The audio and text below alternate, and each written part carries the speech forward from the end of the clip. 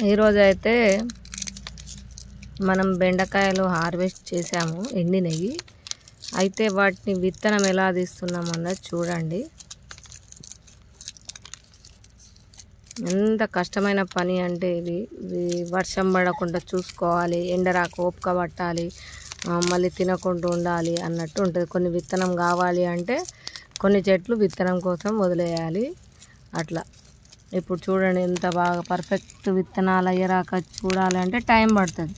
Wait చేసి ప్రతి ఒక్క విత్తనం మంచి నిండు అయిన వాళ్ళే తీస్తాము. చూడండి, స్వయంగా మేమే తీసుకుంటూ పెట్టుకుంటాము. ఇది చూడండి బెండకాయలు. ఇంకా కొన్ని కూడా నేను తాపకొని తెంపుకొని ఒక డబ్బులు వేసుకున్నా. ఇగో ఇట్లాంటి డబ్బులు వేసుకున్నా. ఇప్పుడు ఈ విత్తనాలు మళ్ళీ దీనికి ఒక పేరు కూడా రాసుకోవాలి. మనం ఎప్పుడైనా ఏదైనా సేవ్ చేస్తే ఇది ఏ రకమైన బెండ అన్నది కూడా చేయాలి. మీకు ఇప్పుడు ఐడియా వచ్చిందో రాలేదో తెలియదు, కానీ టేస్ట్ అయితే ఇది బాగుంటుంది. మీకు చూడండి, చూడడానికి ఇలా ఉంటుంది. ఎండిపోయిన వాళ్ళే. మరి నార్మల్ బెండ కన్నా ఇది వేరే రకం అండి. ఇది వచ్చేసి స్మూత్ బెండ అంటారు. చాలా అరుదండి ఈ బెండకాయ అయితే. ఇందులో కూడా కలర్స్ ఉంటాయి. అయితే ఇప్పుడు ఇది వచ్చేసి గ్రీన్ కలర్.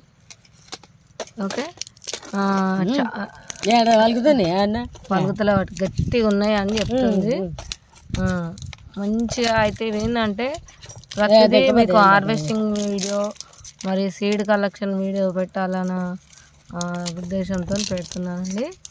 అయితే ఇంకొకటి ఏంటంటే ఈ సీడ్ ఇలాగే మీకు డైరెక్ట్ చేయమండి.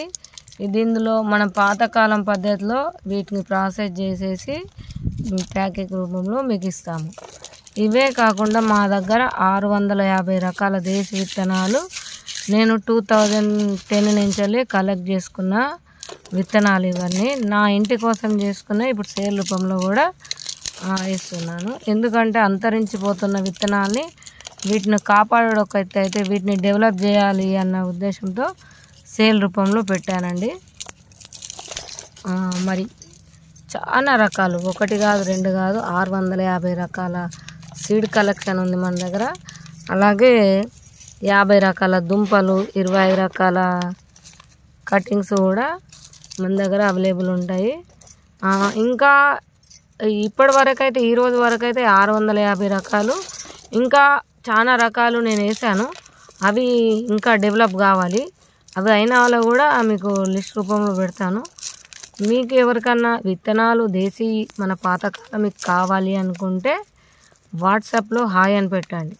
మా లిస్ట్లో ఉన్నాయండి దేశీ విత్తనాలే. మళ్ళీ కింద దేశీ అనా కాదా అని మళ్ళీ అడగకండి.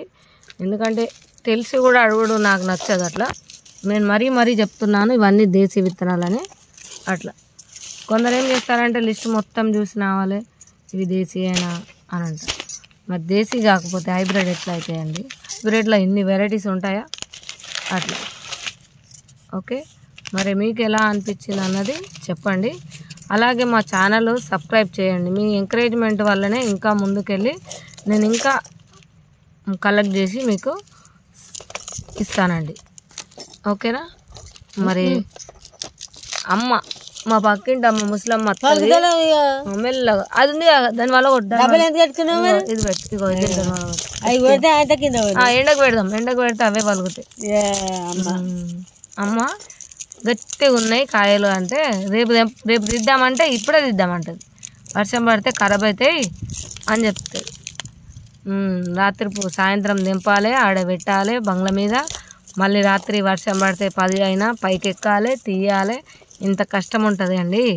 కష్టంలోనే ఆరోగ్యం ఉంటుంది. ఓకే, ఉంటానండి.